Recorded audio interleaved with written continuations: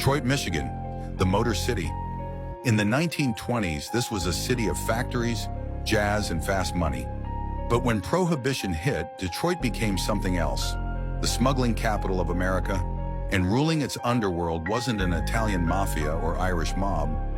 It was a group of young Jewish toughs known as the Purple Gang.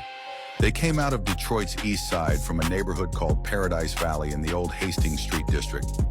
These were kids of Jewish immigrants, families who had fled Europe for a better life, only to find poverty and prejudice waiting in the Midwest. They grew up scrapping for everything: shining shoes, running errands, stealing fruit from carts. They were street smart, fast with their fists, and had no fear of the police. By their teens, they were picking pockets, robbing warehouses, and learning the ropes of the street rackets that ran Detroit. Their nickname, the Purple Gang, supposedly came from a butcher who once said about them, "They're rotten, purple like spoiled meat." It stuck. They were rough, mean, and impossible to control. When Prohibition hit in 1920, banning alcohol nationwide, Detroit became the front door to the biggest illegal trade in North America. Across the Detroit River was Windsor, Ontario, where alcohol was still perfectly legal. All you had to do was move it across that 1 mile of water, by boat, car, or even through frozen tunnels in the winter. The Purple Gang saw their shot. They started small, hijacking shipments meant for other bootleggers. Before long, they were running their own convoys protected by bribed cops and armed lookouts. Detroit police estimated that by the mid-1920s, as much as 75% of all illegal liquor entering the U.S. came through Michigan, and the Purples controlled most of it. With quick money came a new image: tailored suits, flashy cars, and fancy clubs. These weren't the scrappy street kids anymore. They were businessmen of the black market. Led by brothers Abe, Ray, and Joe Bernstein, the gang ran like a corporation. Abe was the diplomat, the face of deals. Ray was the muscle, cold, methodical, and feared. Joe handled finances, smoothing over legal problems with cash instead of bullets whenever possible. They built partnerships with gangsters across the Midwest, from Al Capone's Chicago outfit to smaller bootleggers in Ohio and Pennsylvania. Detroit became a middleman hub. Whiskey from Canada, moved by Purple Gang trucks, sold to the outfit for nationwide distribution. But the Purples didn't stop at liquor. They expanded into extortion, gambling, and union rackets. They ran a protection service for small businesses. If you paid, your store stayed safe. If you didn't, maybe your windows didn't.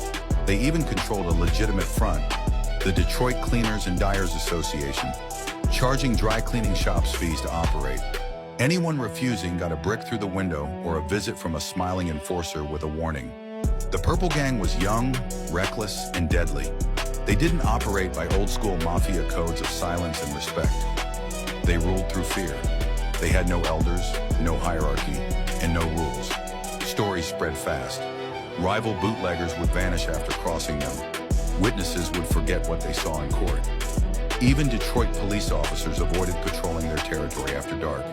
And yet they were smart, using lawyers, bribes, and loopholes to avoid jail. At their height, the Purples numbered over 600 members and associates, dominating Detroit's rackets and controlling supply lines from Canada to Chicago. Their reach even touched politics. Local officials took donations, judges turned blind eyes, and City Hall learned it was safer to cooperate than to confront. But every empire has cracks. By 1931, internal jealousy started tearing the gang apart. Some members wanted more money, others felt disrespected.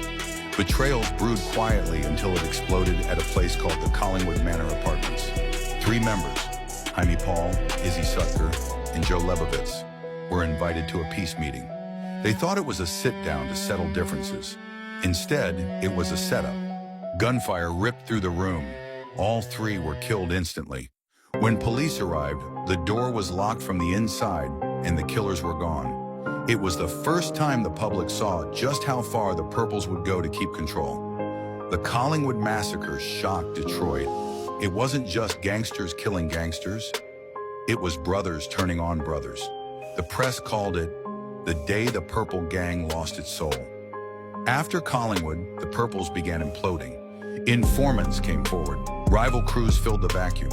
Federal agents moved in with new tools. Wiretaps, financial audits, and interstate laws that made smuggling harder to hide. Some purples went down for murder, others for tax evasion. Many fled the city, heading west or joining other mobs under new names. By 1935, the once invincible gang had scattered. Abe Bernstein tried to go legit, investing in businesses and even helping mediate disputes for the Chicago outfit. But the golden years were gone. The younger members were either dead or behind bars, and Detroit's underworld shifted toward new blood. Italian and Irish syndicates who moved in to claim what was left. The Purple Gang story didn't end with their fall. It evolved. They became urban legend. Their methods, centralized smuggling, violent discipline, and financial laundering, inspired organized crime across the country. Decades later, FBI agents studying crime history noted that the Purples were one of the first groups to bridge ethnic divides in the underworld. Jewish gangsters working with Italian, Irish, and Black crews when everyone else stayed separate. Even pop culture kept their name alive. They're mentioned in songs, novels, and TV shows about the Prohibition era. But for Detroit locals, the Purples still mean something darker. A warning about how quickly poverty and power can turn into greed and destruction. Their empire lasted barely a decade, but their legends still written in blood and whiskey. They were Detroit's first real mob. Flashy, fearless, and doomed by their own ambition. This is the OC Street Files. Follow, share, and comment which crew, case, or legend you want to see next.